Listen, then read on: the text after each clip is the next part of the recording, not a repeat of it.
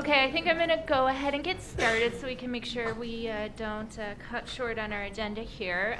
So good morning, everyone. My name is Erin Flynn, and I'm a Healthcare Project Director at the Department of Vermont Health Access. I'm really excited to welcome you all back to the Vermont Healthcare Innovations Core Competency Training Series for Frontline Care Coordinators. So first and foremost, I want to take a moment to thank you all for your commitment to this important training and to acknowledge the effort it takes to carve this time out of your demanding schedules to be here, especially this time of year. I know it's not easy, and we really appreciate it.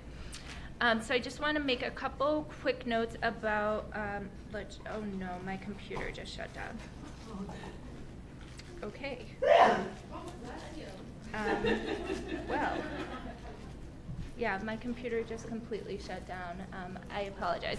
So I'm going to do this from memory. So a couple quick notes about logistics. Just that the bathrooms are across the hall. There is also a cafe on this floor if you want to grab some coffee on your breaks. I think they have light refreshments as well. We've got breaks scheduled for the morning and the afternoon, and an hour and 10 minutes for lunch. Many options right here in downtown Burlington. Also the cafe across the hall if you want to stay local. And I will just take a quick moment to see if I can introduce all of our training organizations by memory, and maybe I'll ask them to say a couple words about what they do since I don't have their bios in front of me. So our first training organization that's going to kick us off today is Green Mountain Vermont Family Network is first, I apologize. Or is Green Mountain Self Advocates is first? Okay, Green Mountain Self Advocates is first. So Sky will tell you a word about her training organization. Vermont Family Network is here as well, as is the Vermont Developmental Disabilities Council. And I do want to take a moment to give an extra special welcome to Kim and Ash Brittenham, who have joined us all the way from North Carolina, although they are local Vermonters. Kim was, I have it written down, but maybe Kim can tell you a word about her history. She's had many years of experience here in Vermont. And Ash just recently graduated from Montpelier High School and is, as I understand, a filmmaker and an advocate. So we're really excited to have them here today as well. So with that, I think I'll go ahead and let Sky come and kick us off and tell you a bit more about her organization. So thanks for your understanding with the technology. Thank you. How are you? Good morning. Hi. Welcome back. Although you were at a training last month, right, with PCDC? Cool. Were you in this space? This is a really cool space. And don't worry, I brought the little bell. So I'm Sky Peoples. I work at Green Mountain Self Advocates, the program director. I met a lot of you back in April. And actually, Green Mountain Self Advocates, we have a training team, and they'll be here this afternoon to do our training on communication and interaction. But we're Vermont's statewide self-advocacy organization.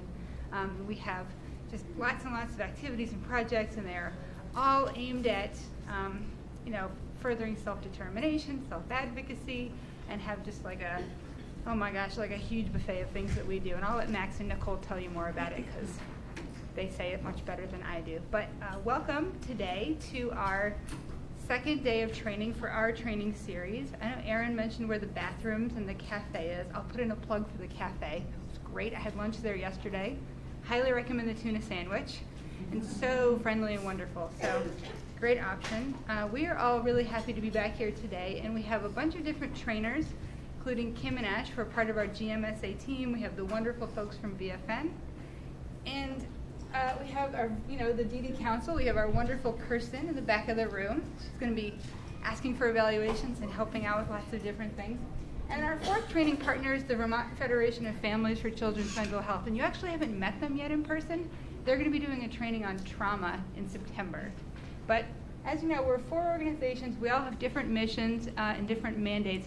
But we've all come together because we all really believe in increasing opportunities for better health care for people with disabilities. So that's why we're all here today. And last time we were together, we had planned to talk for 45 minutes about barriers to accessing health care. I'm going to do this in 1 minute. So get ready. All right. So a lot of you, well, because we have some new trainers, can we just have a show of hands of who is in the room today? So who here is a nurse?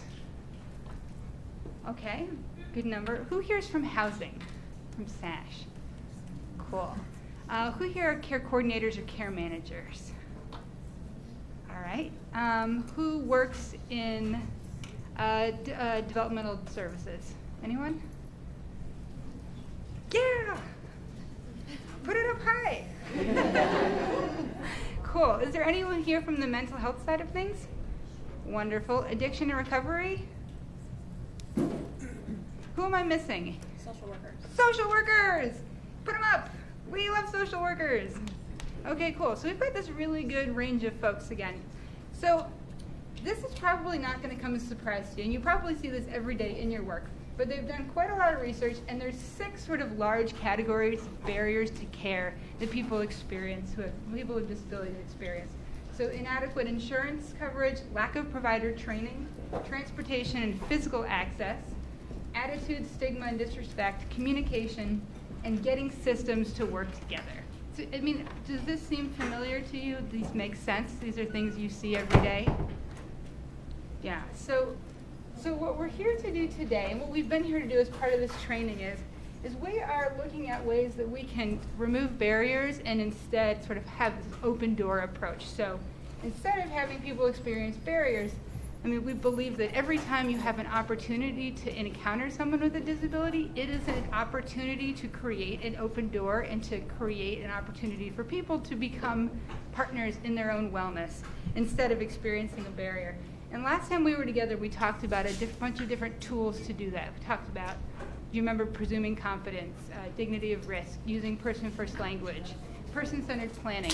So today we're going to sort of continue to fill your toolbox, and we're going to talk about cultural competency and cultural humility, universal design, communication, and we're going to talk about accommodation. So we've got a really exciting set of information, hopefully with the goal of you taking all this back and these being sort of part of your toolkit to help create opening doors as opposed to barriers.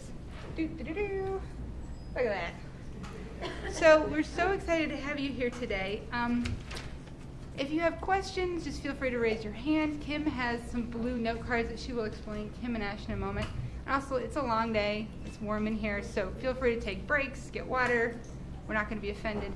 And because we are doing this training 2 more times next week in Waterbury and Brattleboro, if there's something that we're teaching you and you're like, ooh, I need to know more about that, or you could do this differently, tell us, because that way we can be better trainers next week.